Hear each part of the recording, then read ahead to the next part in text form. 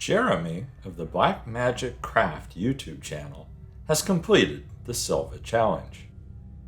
As you may recall, this is the box of stuff that I sent to him. And here's what he did with it. You gotta love a bug. I love this build. You'll see the part I like best here in a few seconds, but Jeremy has a lot on his plate right now.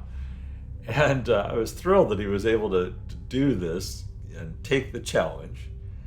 And I love this build, from the gator head on the intake of the engine to, you see that checkerboard up on the top? Yeah, there you go. You see that pattern up on the top?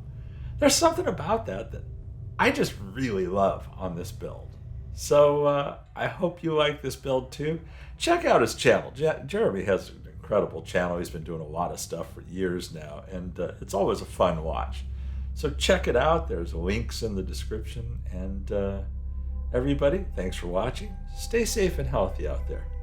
I'll catch you in the next one.